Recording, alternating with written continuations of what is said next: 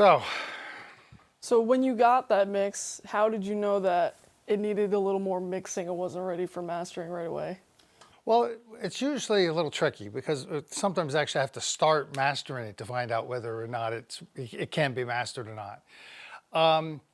In this case, there's a couple issues going on. It's kind of cluttered and harsh. The short answer to the question is there seem to be too many small issues all happening with it at the same time. One of the first things in any sort of pop music is how the lead vocal is presented. And these guys can sing, but the sound of the vocal is kind of too like EQ'd, probably because of the way it's competing with the guitars and stuff like that. But it just comes out really, really bright and kind of nasally, and just not. I get that it's probably supposed to be sort of anthemic, but it's kind of like the vocals are kind of sitting in this deep well. And the rest of the power of the band just isn't there. I think what mistake a lot of people make is just, well, it needs to be louder. And so they run the whole thing into a limiter and crank the level up and get it all exciting that way. But this was messy. There was already too much conflict going on in the mix. And then if we play it on further from there, you'll hear that there's just some of the transitions and sections just don't quite work. Another big issue for me was the solo.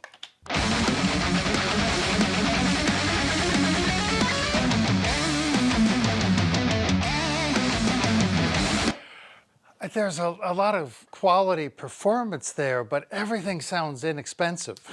The guitar does not sound like, I'm sure they spent more money than that on the guitar and on the guitar sounds and the drums and everything. The speakers really reveal whether or not it's up to the task or not.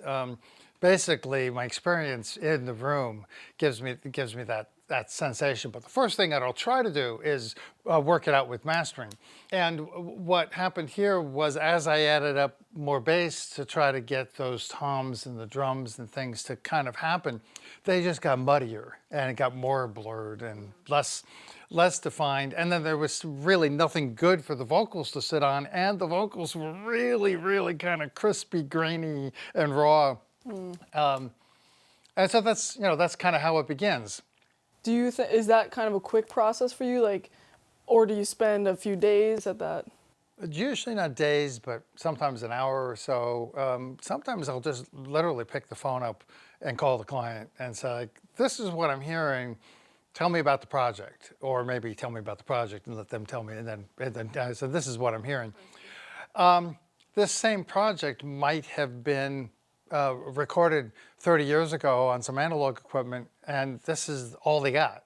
And so it doesn't really matter if they're shooting or aiming for higher. This is the mix that was made, and so my job is just to get the most out of it that I can. But a quick conversation with this client revealed that they had sent the whole reason they had contacted me in the first place was to try to save or salvage some mixes that they knew they weren't happy with. So as soon as I inquired with them and said, I got some reservations about the mix, and I go like, oh yeah, what? And I was like, yeah, we were pretty sure, but we were hoping it could be solved in mastering. And literally, I explained to them that I could definitely make it better. But what it really needs is for us to get under the hood and figure out why those vocals and those guitars are all so gritty and grainy. And usually, if people have a little bit of time and a little bit of patience to like talk about it, we can get down to the details of what's needed, as opposed to just trying to sell them more product and services. I see. Do you think that mix sounded like a lot better on some smaller speakers or wherever they were listening to it? Well, undoubtedly, somebody thought it sounded good, Yeah. on some set of speakers. Sure. More likely on some large set of speakers that gave them a false sense of the bottom end. Oh. Or when a mix comes in sounding like that, maybe it's because the band was insisting on it being loud, and the mixer realized that if to make it that loud, I'm going to have to rip the bottom end off of it and cause it to be very mid-range, narrow-focused, and then it'll kind of scream.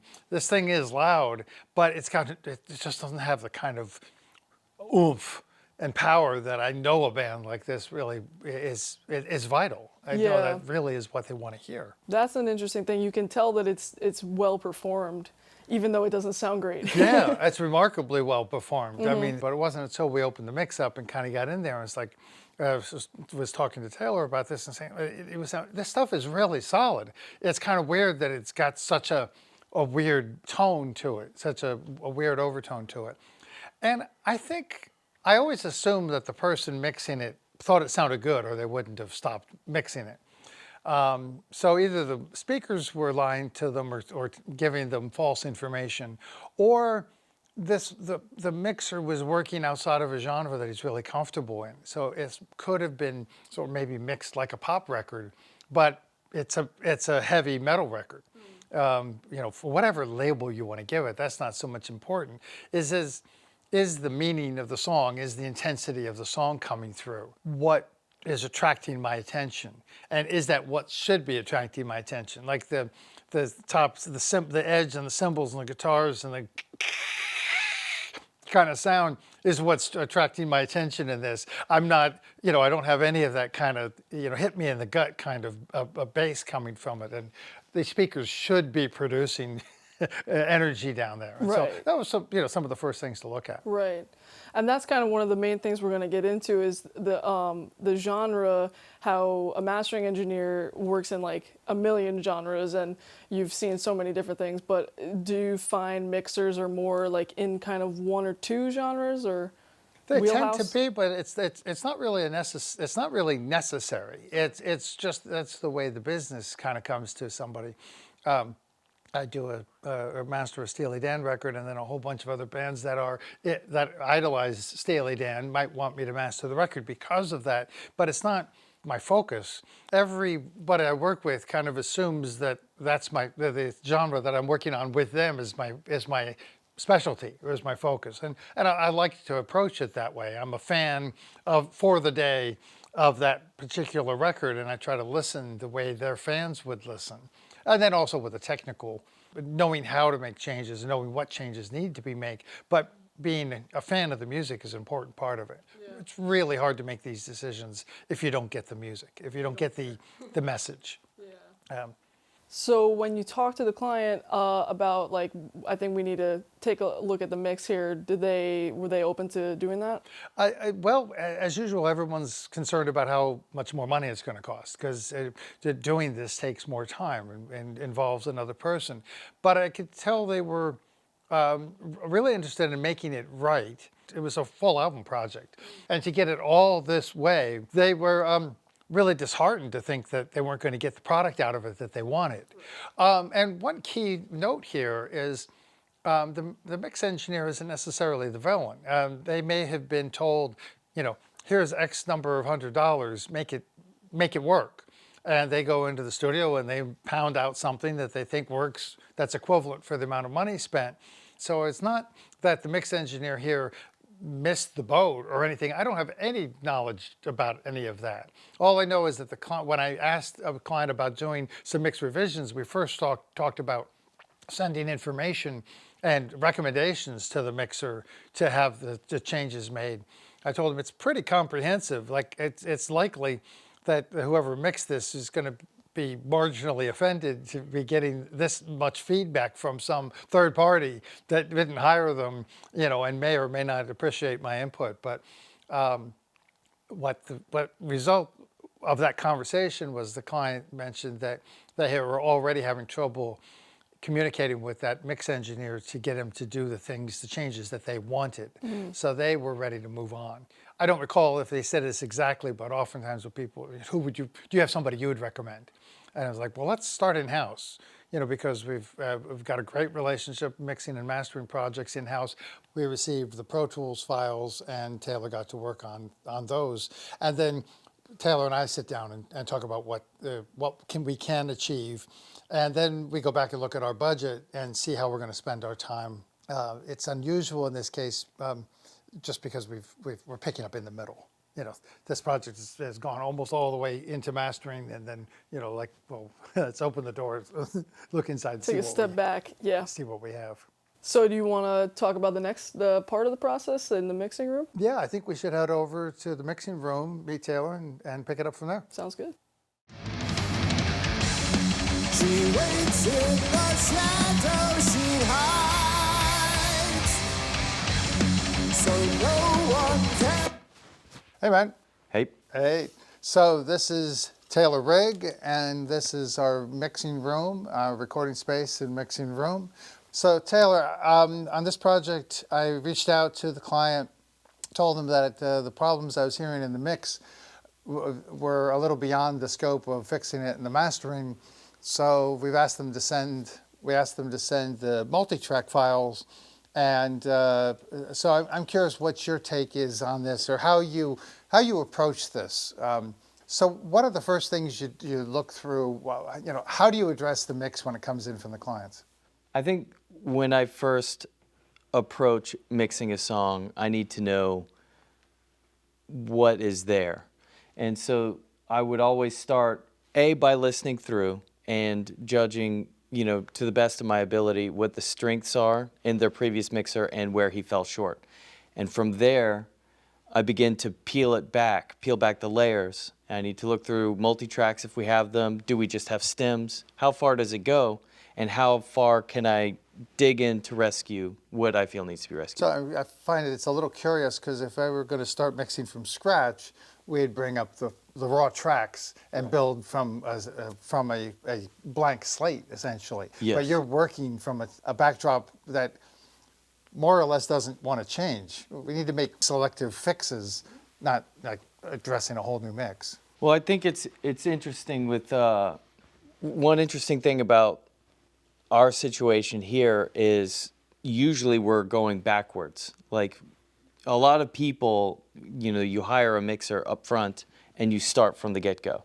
In our case, a lot of the time the mix didn't work. And so we're doing either surgery or repair. And sometimes, in many cases, we do go back to the start and we get multi-tracks. And this is a situation where we just felt that it couldn't really be repaired. And so using inspiration, obviously paying attention to the vibe they're going for, the genre, the style, and some of the choices that they had in there that we know they liked, we go to the drawing board and we take their raw multi-tracks and build it back up from the ground.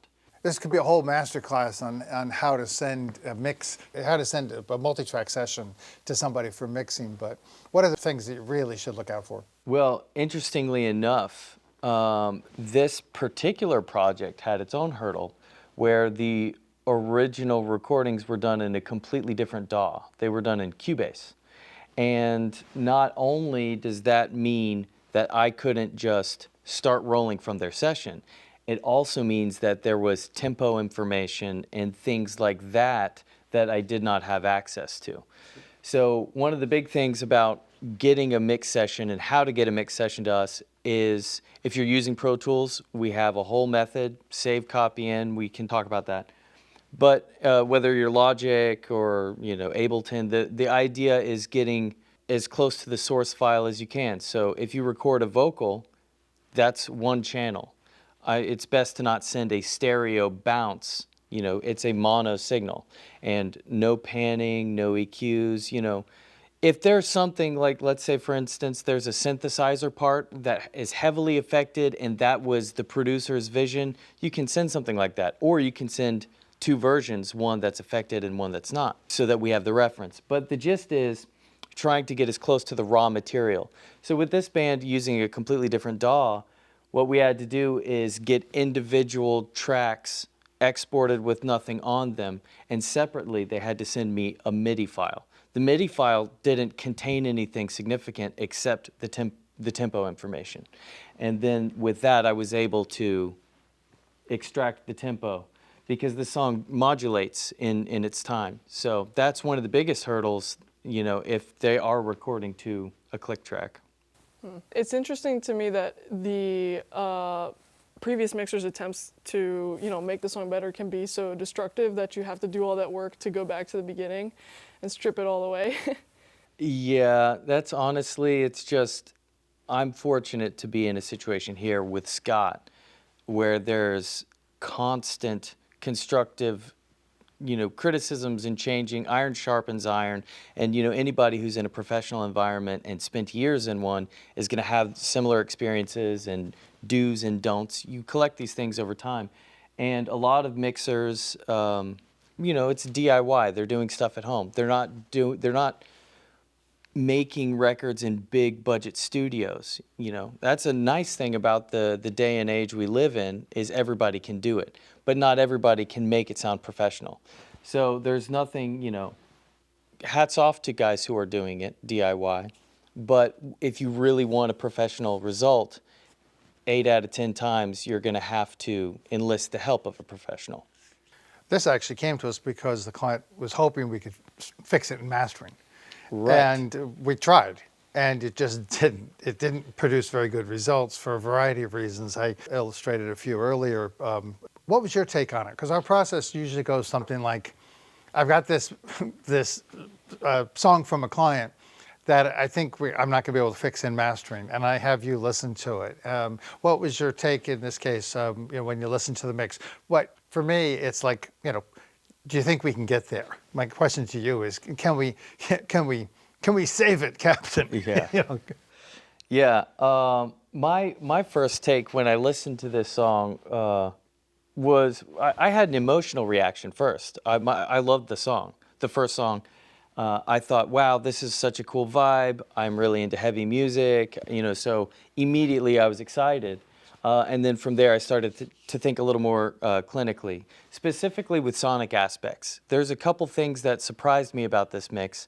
It is like bright and harsh, but not bright. It feels like it was so bright that it broke through the ceiling and the top of the brightness got cut off. Wow. And then there were other things where it has this kind of low fidelity, yet at the same time, the drums were clearly like heavily sampled and edited. So it sounded synthetic and low fidelity, which don't blend well together. And so my immediate thought was, okay, once we open this up, I'm going to take off a lot of the saturation that I can hear throughout the mix, clean out some of that mid-range mud, and then I think my ground zero where I just wanted to start was the drums. Like, I wanted to know what was in there, what could we use, and what did we have to completely get rid The of. drums felt very small to me. Yeah. Not just that they weren't loud enough. It's that they had been like low end, had just not been captured well. Right. Was that in the tracks, or was that just in the way the mix was processed? I think it was mostly in the mix. To be honest, the drums were recorded very well, or at least well enough. I remember our first go around on this. What you came back to me was like, I could just relax, my shoulders relaxed. Like, okay, there's a song in there. There's life in there. Yeah. The sounds are in there because we don't know. I've had on this before as well. We really don't know what the path was to get to this place. Right. We just know that we're not in the right place yet. Right. If we were navigating through a forest, we'd need to get some altitude to figure out whether we're in the right mountain, we're in the right valley. Right. To even figure out whether we should head one way or another. Yeah. And it requires trust. It requires the client, in this case, the songwriter and the producer, to want to hand over the reins temporarily and let us put some creativity into it. Oh, yeah. And it's actually interesting. It's trust, but it goes deeper than just a normal kind of trust, because you are trusting somebody with your baby, your art.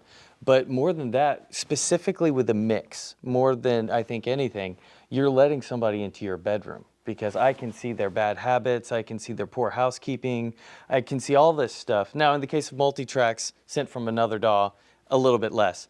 But it is a very kind of, it takes some honesty to do. And same with mastering, I suppose. Well, if we're talking DIY and working from home, project studios, people that have kind of developed their own strategies, either on their own or from watching YouTube videos and things. And my experience with this, before you came on board, I was doing a little bit of this when the mixes were close but needed a little bit of, I was finding, remember Kylie Rilo's project, KJ's project, it came to me as a Pro Tool Logic Pro session, and they had used overused that built-in EQ. kind of needed a little bit of EQ, but if 2 dB sounds good, why not 4? And if 14 sounds good, why not 30 dB of EQ added up? And it was just so much EQ that taking things out and fixing the things with more care and a lot finer detail solved almost everything. But the other exception was replacing some of the reverb and time delay processes with better plugins. Just replicating them with a better plugin solved a bunch of problems. Our purpose here isn't really to get too technical in what you use and plugs and things. It's really about how we interact with this song and how you work your way through the process, and then at the same time how our different perspectives. So I've listened to what the clients had to say. You talked to the client as well, and I feel like when I'm here working with you on a mix, I'm kind of like, what would the client think? You're given the latitude to run with it, and then I'm kind of thinking, is that going to fly? And then in a couple instances where we've really gotten down into it, like, could we make this considerably better by doing some interesting things with level and with timing and with featuring different parts and things like that. Maybe a little bit more specifically about this song, if you want to play a few segments and talk about what was kind of a problem when it came in, and maybe jump to some of your solutions and describe. Sure. A lot of my solutions are very clinical, like EQs and things like that. But there was a particular song where, oops, this is Secret Meeting. It might have been the next song where I completely removed a guitar part and didn't tell them. And then when they heard it back, they're like, wow, that was, I think he said it was like a gutsy move, but he liked it. So I was like, okay. Well, what was the motivation? What made you want to get thin it? Basically, the song was so linear sounding, and oh yeah, I wanted interest, and I felt like if you're rollerblading and suddenly you hit a rock, it wakes you up, whether in a good way or bad way. And I thought to myself, this song is in this cruise, and I just want to wake the listener up. So I just had a kind of maybe inappropriate part, a guitar part that repeats. I just took it out. And that was the rock for the rollerblade. And the client ended up replying, saying that it was a gutsy move, but he liked it. No, it's production by deletion is a phrase that gets tossed around. It's like when it's real easy in the current environment of recording to over record, and then forget to go in and prune. Right. That's a really, really important part of the process. And we do see these songs that come in are just monoliths. Like everything comes in on the downbeat and everything stays in through the whole song. And I don't care how interesting the song is. From the Beatles to whoever. It's not. It's that you can't just listen to this. Something's going to change. And even if you're a singer-songwriter that's just playing you and an acoustic guitar, well, your inflection changes. You vary the second chorus a little bit. You play with the palm mute, on the third verse, or you play it in a different part of the guitar. You create this interest. And our DIY friends sometimes forget that stage. They're so determined to get it on tape. To get it recorded, that they almost need someone else that's willing to take the parts away and try and experiment. I was going to say that I can imagine if you're building a song, you find something that sounds good, you want to put it over the whole thing, but then you get kind of in love with it or whatever, but you need someone who's a little removed to be like, it's great, but maybe not the whole time, and here, maybe not right here, something like that. It's like anything else. It's like, when things drop out, you notice it. Yeah, you notice it. You notice the absence, but you also reveal something behind it. Like, and then that becomes like a theatrical event. Was that there the whole time? Oh my God! And that creates some real interest. Some people that haven't really learned this craft beside a master, or that are figuring it out on their own.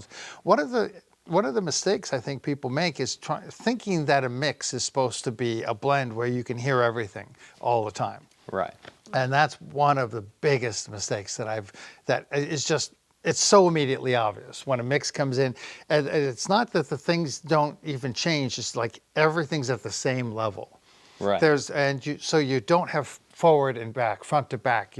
And you usually often don't have a good use of side to side either. Right. But if everything is trying to compete with everything else all the time, it's really hard to make a good mix. An orchestra isn't that way. Right. You know, the trumpets aren't as loud as the oboes at different times, and other times they're stopped, they're muted. All you hear is a cello and a bassoon. You know, there's the sounds move through an orchestra, and a Steely Dan song's no different. You know, the way it's orchestrated through parts. Just to name a couple examples. Well, there's also, you can take that concept even farther, and you know, how bright or how reverby a sound is. Any of these things, a great example would be a snare drum.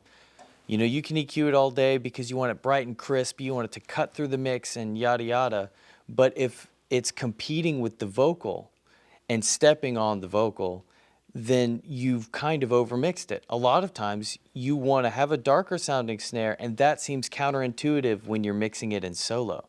But it's not about the individual, it's about what it does in the grand scheme. And so sometimes you really have to take that step back. And that is one of the big benefits of having a mastering engineer literally right over there. Because even me, I mean, I've been doing it for years and years, but I am definitely capable of losing my perspective. I get really into the minutia. That's the role of a mixer, is to get down in those weeds. And when I got things balanced and, you know, I'm happy with it, I go over there, and actually it was with this particular band, not this song, but a different song. I brought it over to you, and I'm like stoked about this mix, and you're like, whoa, man, the guitars are going. Oh, that's right. Yeah, Well, I like literally had to go back and completely reamp them because I was just so. there was like a buzzy. Yeah, they were just too bright. zzz Yeah. on everything, and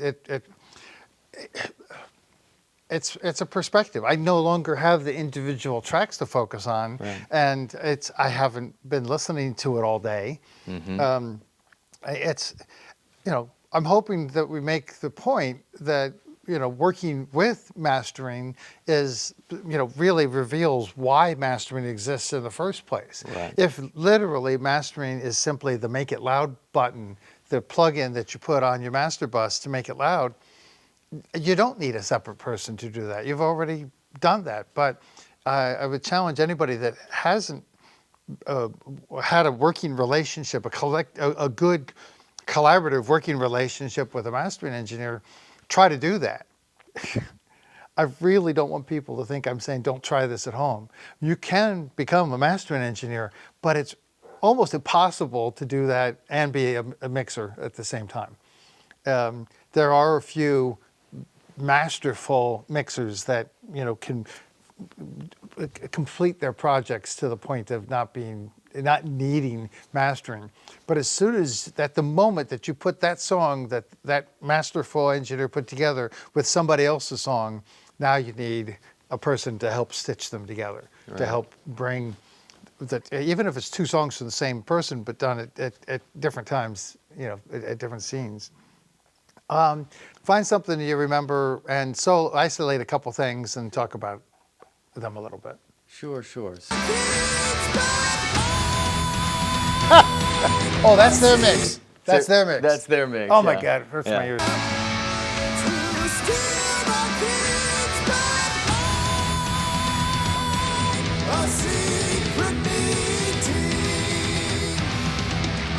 One thing that, is immediately clear here is this vocalist, his name is Everett, he's incredibly capable. And he has got a soaring range, but what is happening here, his vocal is just so on top. It's like the mix is a bed of mashed potatoes, and he's with a vocal sitting on top. The broccoli stem sitting at the top. Yeah, exactly. And in particular, his sibilance is just really just hurting Well, my ears. it's right in that same range that the guitars are EQ'd. Right. So exactly. That's the hurting my ears thing. So to go to the mix afterwards, this is unmastered still, but this is where we wound up with that.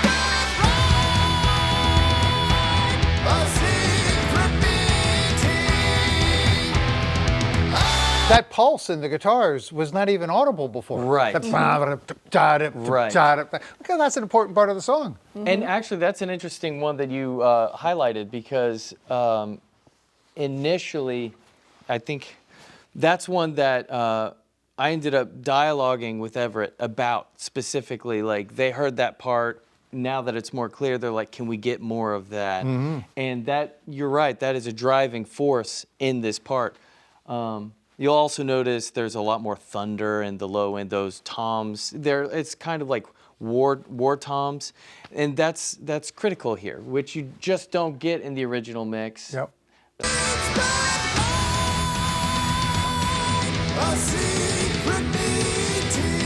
You get a lot of tick, tick, tick. It's a classic thing. Like, we need it louder, we need it louder, we need it louder. Now you actually need the sound fixed first. Right. It's Yeah. like they're trying to mix it before the sounds were stylized. It's like in your face, but there's no depth. Yeah.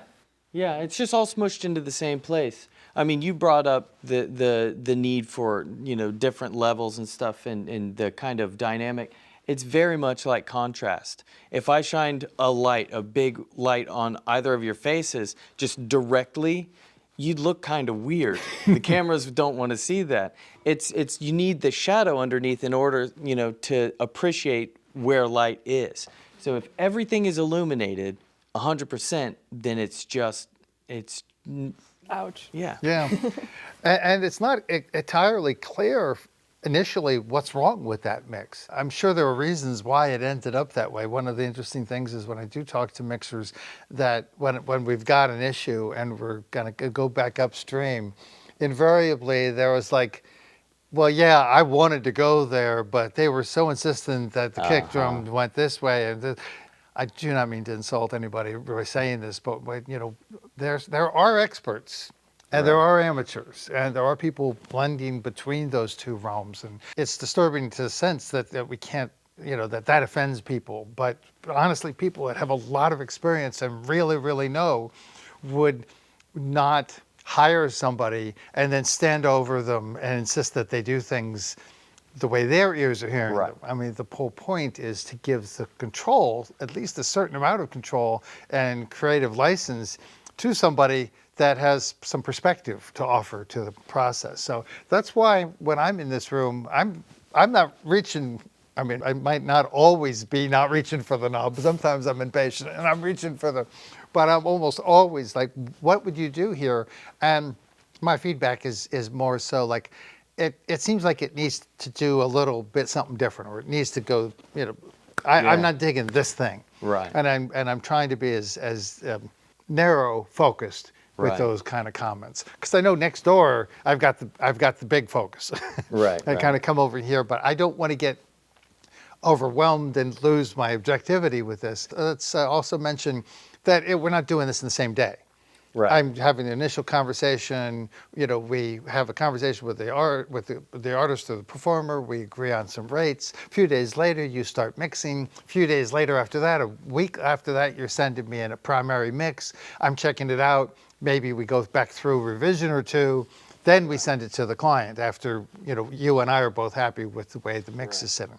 Okay, so here's the multi-tracks, the raw multi-tracks, not their mix and not my mix. You said those drums were pretty well recorded. Did we have yeah. The drums? Yeah, I can. I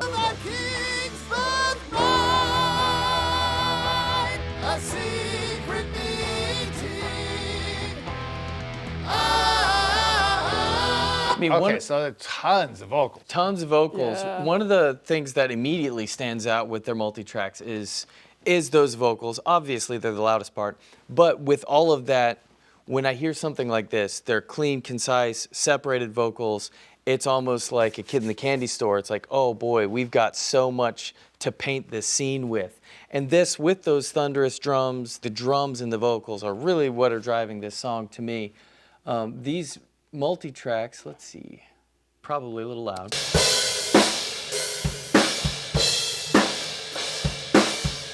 I'm gonna find that section with the That sounds like toms really drums in a quick. room. Yep.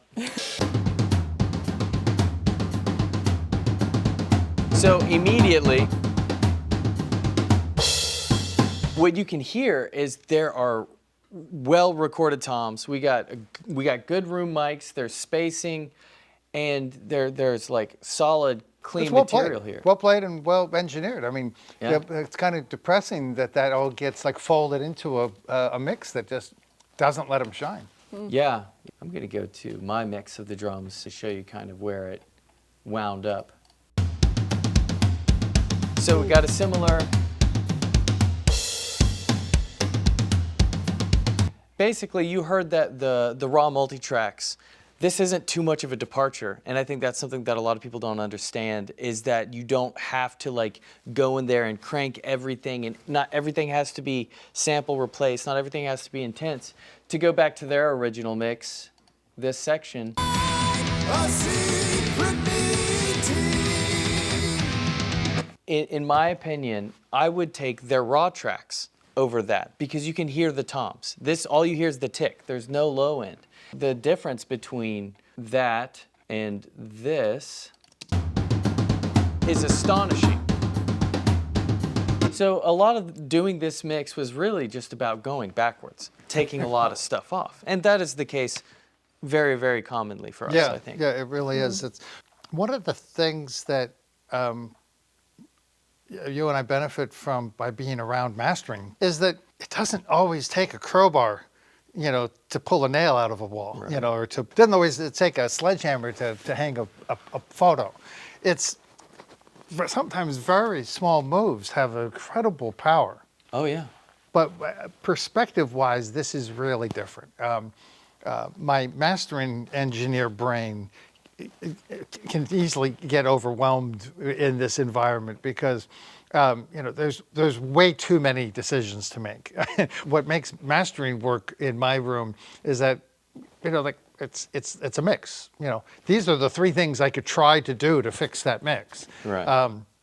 Yeah, there's more than that, but frankly, some of the things that people try to do to fix mixes solve one problem, but then create 5 others that they're not really all that aware of. Right. But if the problem was the lighting on the cup, and you wanted to have better lighting on the cup, you could throw a whole bunch of light on that, but then from the other camera angle, you got a huge shadow over here because that Right. light is splashing off of you. That's what I think mistake people make when they're inside their mix and, literally inside the mix trying to fix things. Drummer asks, I need the drums to have more bite. So the assumption is that you have to EQ the drums to have more bite. And just as often, the answer is we need to drop the guitars so the Right. drums can sit on top of them. Yeah. It's all very symbiotic. It's all very interrelated. You're right. The neat thing here is we have license to screw with it, to make big changes and try. I think was what happened. I think the mixer who's been involved in the project all the way along has. I don't want to use I wouldn't, it's not really accurate to say painted themselves into a corner, but they're highly motivated to like what they've done because they've brought it all this way.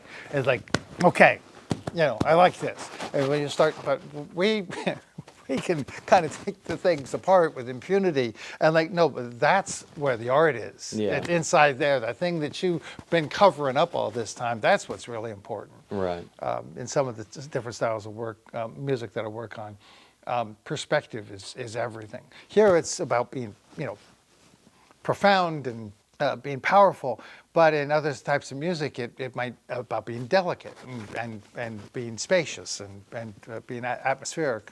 Well, an interesting thing about perspective is there are people who naturally have talent, they naturally have ears, they naturally have good ideas, but regardless of if you're naturally gifted or not, all of us need experience, and perspective can come with experience. So for example, this what turned a bad mix into a good mix oftentimes is you'll poke around and you'll see EQ moves that don't make sense. You'll see things that like compression that doesn't make sense. It's like they were just doing it because they were experimenting, but they didn't have the experience. If you have the experience, then to boost highs or cut this or whatever, right? But in the very same way, experience is really critical with perspective. So you need, a few times around, you got to go through the process of somebody saying, hey man, like what we said earlier, that guitar sounds really cool, but it's going to not sound cool unless we take it out of a lot of the song. Because then when it comes in, it's a highlight. It's like, oh yes, that's the part I was waiting for. You don't know that until somebody tells you that. That perspective benefits from experience as well. And that's a huge part of mastering. Well, I think it's safe to say there's a mixer perspective that's absolutely vital, and there's the mastering perspective, and that's what we're trying to illustrate here is how we work those two things together. Yeah, it's very, I feel fortunate that we have such a back and forth kind of situation with the mastering room next door.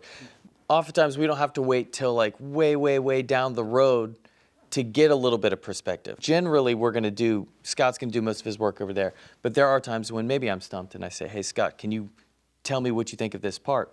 And he comes in here and starts breaking stuff and That's not me.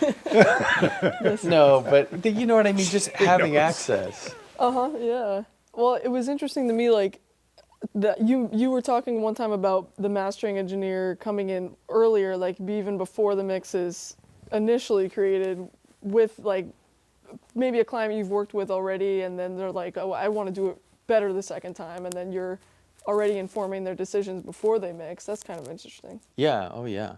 Yeah. When mixers started pre-mastering by putting Make It Loud plugins on their master bus, I realized that I could do more to help the record by getting involved earlier, so that I could warn them about the perils of comparing your mix to a louder, limited version of the mix, because you will always think it's better, but it's not. Yeah. Work at the lower levels. We'll go more into details of some of those other how-tos on future master classes, hopefully, on good practices and things that will help you keep your perspective. But a checkup with the mastering engineer is a good place to start. I mean, the mastering engineer does know and isn't encumbered by all of the decisions that have been made up to that point. We're trying to outline a process. Your results may vary, but our process remains the same. I give and insist on Taylor having creative license to do what he thinks is necessary on a song.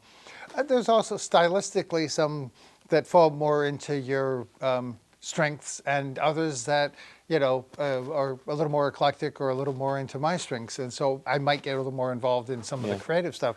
Interestingly, at the end of one of these songs of this artist, we had this whole ending that we crafted, and it really took an unusually long amount of time, but I just believed it could be better, and we just kept pounding on it until we got it. I think we've all been there. We've kind of imagined that it could be great, and if you don't give up, you might get there. You at least have a chance again. You mentioned the mastering engineer knows, but kind of a side tangent, it's cool to know the mastering engineer.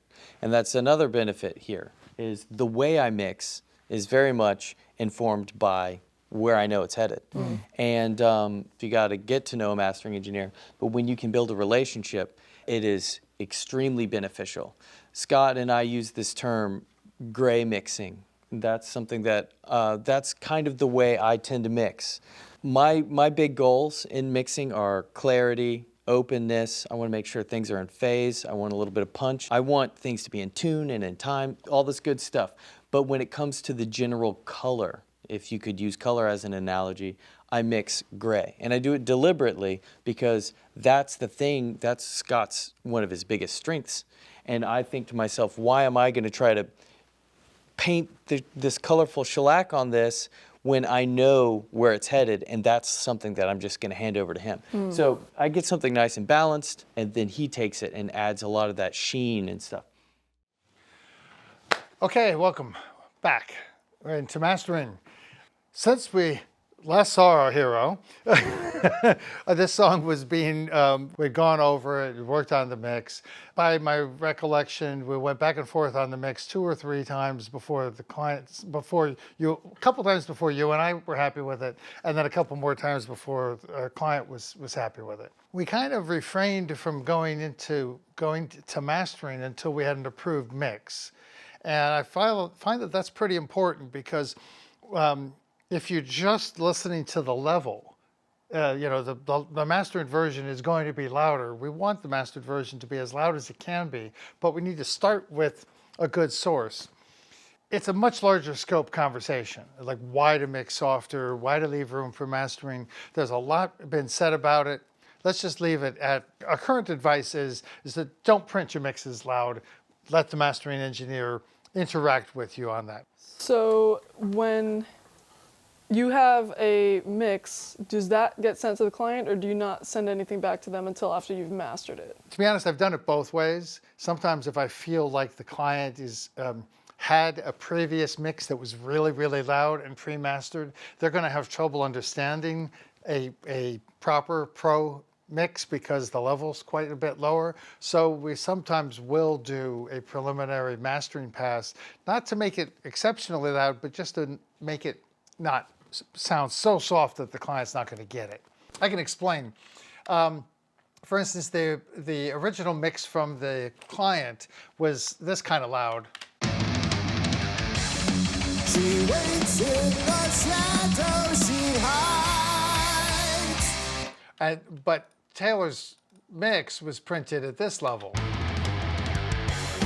She waits in the shadow, she hides. And my mastered version was actually at this.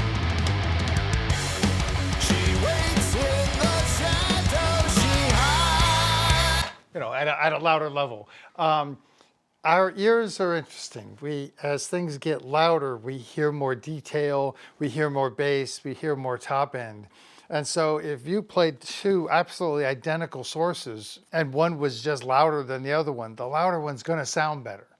The problem with digital production, this limiting loudness and stuff that we're really talking about, is it's not just louder, it's more limited. There's been compression and limiting added so that the whole mix can be brought up. We're not just talking about gain that can be done without limiting. When we're talking about loudness and the fact that a lot of current productions are exceptionally loud and limited, it's because we've cranked up everything up into the limiter to make everything sound louder. It's the equivalent of going full saturation on the color on a photo. It's like immediately looks better, looks pro, but as soon as you put it in a more professional environment, you go like, well, you lose depth, you lose distinction, you lose, you blow out the saturation, you even lose contrast. All of these things become negatives that you don't see initially. And so the challenge in mastering is making comparisons between one source and another, understanding that there might be level differences and trying to ignore them, trying to, not pretend they're not there, but not react to them. So when I get your mix over here, She waits in the shadow, she hides.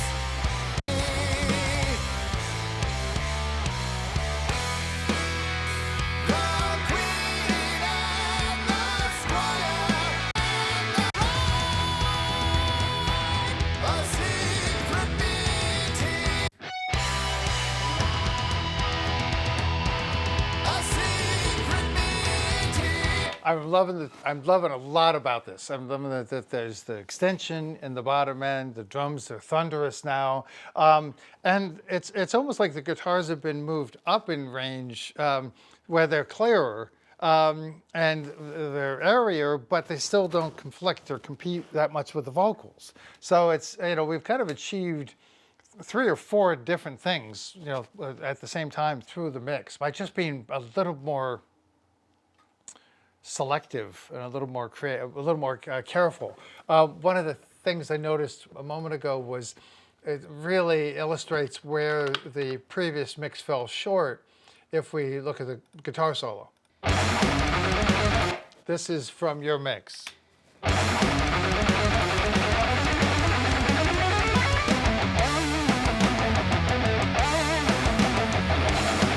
Our band's original mix, that same section.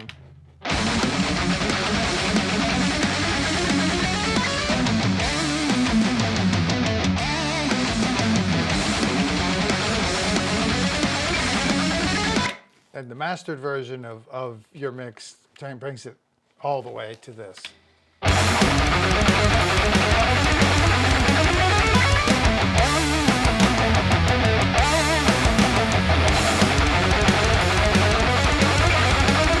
It's so different.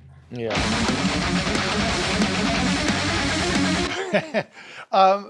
Part of the point of this whole exercise is to let people know that if they get to a point in their mix where everything played well and time corrected and pitch corrected and everything is like all well and good in order, if it's not mixed well, if it's not mixed to help the song, then it's all really for nothing. It's not spending extra money. It's that you've wasted all the money that you spent up to that point. But opinions, as they say, are like, what's everyone's got one. You really do have to know who you're asking, because the bass player is going to have an opinion, the guitarist, your friend, the friend's band, or somebody on the tour bus with you. Listen, what do you think about this mix? Everybody's got an opinion, but almost no one has. I don't even feel comfortable at times bragging about it, but very, very few people, a few hundred people worldwide have thousands and thousands of songs mastered, under their belt over the past 30 or 40 years. There are other very well qualified mastering engineers out there, but they have a similar type of experience, that they started as an apprentice with a masterer and really kind of dedicated their career to doing just that task. It's a different way of listening. It's a different way of expressing your creativity. As it also turns out, it's a very narrow focus, and I enjoy creating projects and things, well beyond the scope of just turning the high frequency knob a half dB. That's glorious, but I kind of I enjoy other aspects of it as well. So we've worked on projects together that we've recorded or even performed, in the studio. I do want to say, so that I don't forget to say it later, if you're listening along and want to hear some of these samples in high resolution, I'm going to provide a link in the description below the video, that way you can download a portion of the song. But what I'm going to do is kind of level match them, so that they, the mastered version isn't 10 dB louder than the other mix, so that you can actually hear the differences and the tone differences. So that's in the description, so that give you a better idea of what we're really talking about. I felt like having a better understanding of the process from soup to nuts, from the beginning to the end here, was more important than specifically what knobs were turned to make it sound better, because what translates to another person's project is the process that we use. Interestingly, though, I refer to, when people ask me, what is mastering? I usually start with a statement that it's a perspective, not a process. I think it's way more important to have the perspective of listening to hundreds and thousands of records on this exact same set of speakers, in this same working environment, doing it day in, day out, than it is routing through a particular piece of outboard equipment. One final thing, I'm often asked, am I working in the box or working out of the box? But it's really whatever works for the song. There isn't really an answer to that question. If going outside of the box or going through the board makes the record better, then that's what I do. And if it doesn't, then I find some other solution. When the mixes come in and they're really, really close, sometimes simply running through the board or running through tape actually changes it too much. And then you have to do corrective EQ to kind of get back to where you started. So the pinnacle of this is actually knowing when it's right, without inflicting, without having to change it. try to avoid the temptation of reaching for the knobs first. Let the music kind of work Yeah. with you, work on you before you go there. Is there any element of mastering that you use for everything that's like one size fits all, or is it completely all different depending on the song? My way of answering that is to illustrate the wide breadth of artists that I work with. And one performer might be a atmospheric solo performer that's actually playing the piano from inside underneath the lid, plucking and scraping and banging on the strings, creating a very modern, surreal environment, atonal or tonal or arrhythmic or rhythmic. That's all the way over on one side of the spectrum, all the way through rock and pop and jazz and experimental, and kind of come all the way back around and meet them again at the jazz side of experimental, and kind of pick up through classical. So there can't be one size fits all because my clients are so many different sizes. Even what a pop metal producer expects to come out of mastering with, and a classical quintet or quartet strings, what they expect to come away with in mastering are very, very different. So I find I need to make sure I'm working in the language that they're familiar with. I have to know what environment they are releasing this music for. I almost always find the answer if I get away from the knobs that I've turned and talk to them, ask them questions about how they made the music, why they made the music, what's significant about the song. One of the things I enjoyed about having clients come into the sessions was they'd tell me a little bit about the creation of the record. One Loudon Wainwright record that I worked on, I recall the producer and engineer coming in and sitting down on the couch, and I hadn't looked at the record, I hadn't looked at the titles, I hadn't done anything. I just said, so tell me about the record. And I'm still setting up and loading up the files, and I wasn't expecting the answer. And he goes, well, it's kind of a macabre reflection of your life when you realize you've lived longer than your father did. And it was Loudon Wainwright, I'm older than my old man. And it was a whole bunch of songs reflecting on his life and what he expected to get out of it, what his father might have expected from him, and blah, blah, blah, blah. So I was like, oh, whoa, maybe a little more information than I was expecting. But boy, did I have a good basis, an understanding of what that record was, how people were going to greet the record. If I had listened to the whole thing, I would have understood that. But by that time, everybody in the room would have expected me to be doing things and making changes. But sometimes it's just stopping. You might see me sometimes in here and wondering, is he actually working or is he just listening to the music?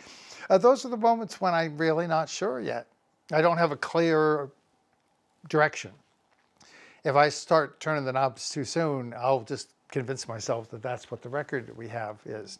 And there's been a few cases where I get reflective, the day after or a day or two after doing a record and go, I think I missed it. And I've even had clients call me back, yeah, it sounds good. And I was like, I'm not going to charge you more for it, but I think I want to take another whack at this. And when I have that feeling, invariably the clients go like, oh my God, what you had was good. This is like really amazing, as if you were our hands.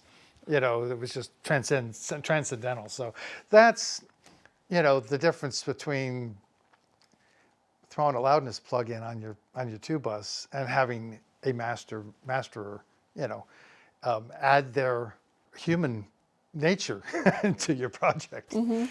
Hopefully pulling in the same direction. And that's really vital. There has to be communication. There has to be a lot of mutual respect and trust and listening.